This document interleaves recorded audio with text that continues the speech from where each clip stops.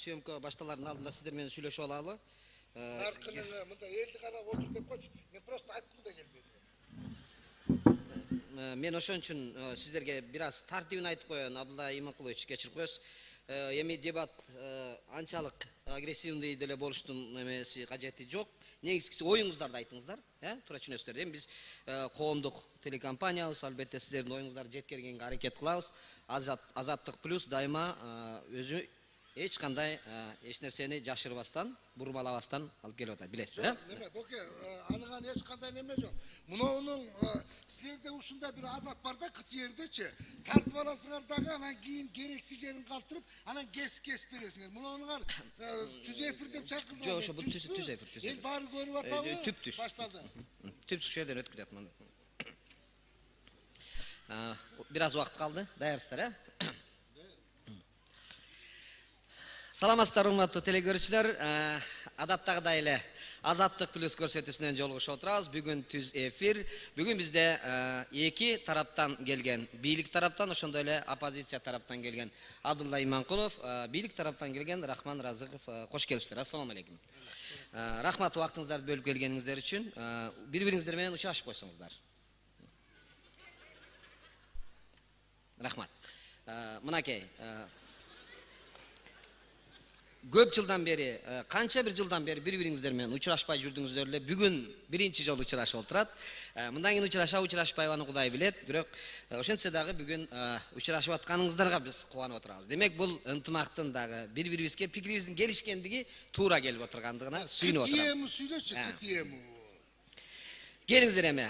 Тема демекчи, биринчи азыркы учурда абдан көйгөйлүү болуп аткан Кумтөр маселеси боюнча биринчи сурообузду узатсак. Биринчи, Рахман Разыкович Аксакал, сизден баштайлы.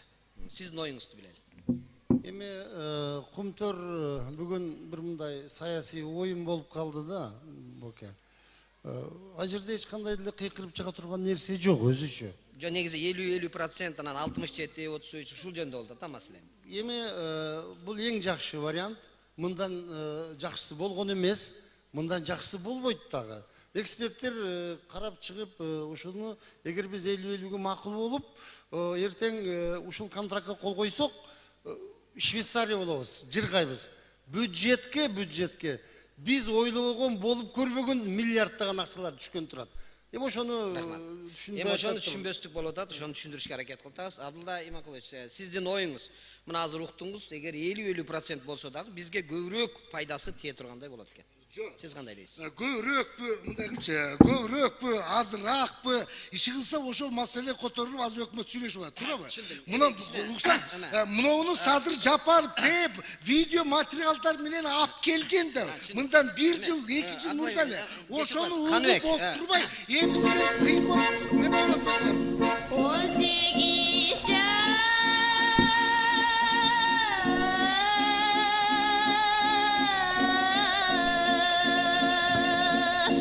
тодоктунук кулак бериң, болбосо андан ушкан бубак бериң. Кайрылбай кайда кеттиң айтчы дегин, адашып айлыңды мен сурап келем, адашып айлыңды мен сурап келем. Эми түз эфир болуп атат да, мындай. Туура айтасыз, Абдулла Иманкулович. Сиздин оюңуз абдан туура. Сиздин оюңузга албетте элдин Мен оюм туура экенин билем, бирок азыр эл көрүп атабы, көргөн жокпу? Угуп атабы, уккан жок мен айтканымы? угуп атат, түз эфир деп атпайсызбы? Биз түз эфирде отурабыз, элдин баары көрүп атат.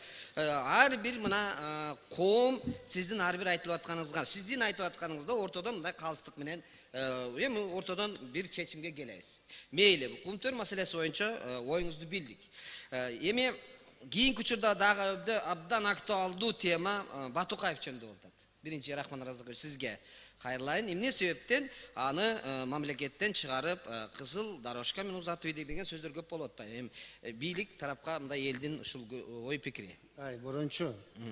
бир мындай да биз деген мыйзамдын кулу болушубуз керекпи, туурабы?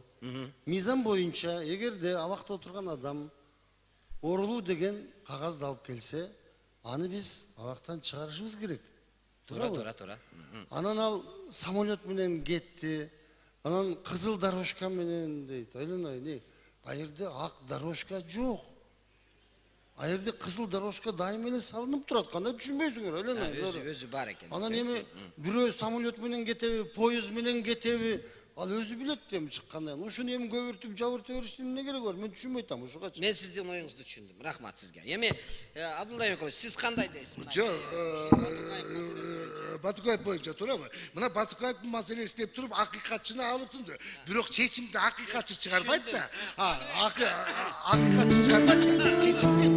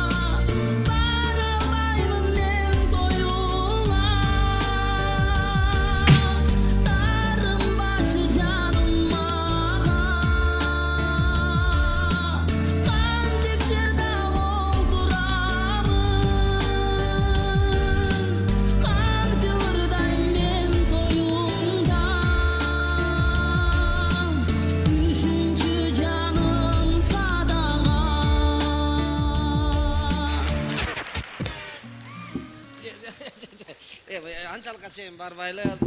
чечимди Турсунбек акыл чыгарган жок да, туурабы? Чечимди Турсунбек акыл чыгарганда акысы да жок да, туурабы? Сабыр. Жок эми мындай. Бул сиздин убактыңыз аяктап калды. Убакытка кичине. Нарындан колонна менен ушундай сабырыңызды алып келген. Бети жоктор жок дегенде элден уялып койгулачы. Мен сүйлөп атканда унчукпай отурдум да эми. Мен да сөзгө конок бериңиз. Түз эфир жүрүп атат. Элдин баары көрүп атат. Кичине уят да көрүп атабы? Элдин баары көрүп атат мына. Аялым чалыш керек эле көргөн болсо. Эми